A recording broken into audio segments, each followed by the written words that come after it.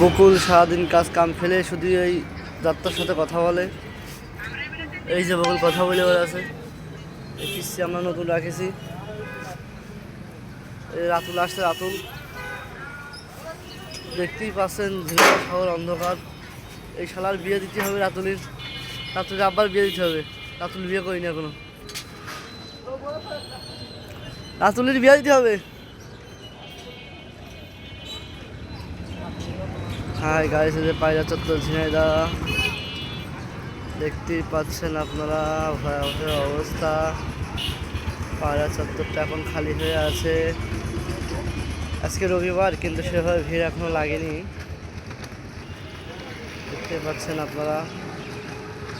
চূড়ান্তভাবে এখনো ভয়াবহ আছে।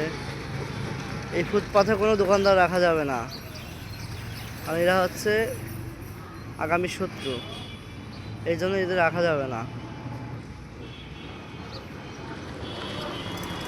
আর এই যে বকুল ভাই, তো ওরে বাবা।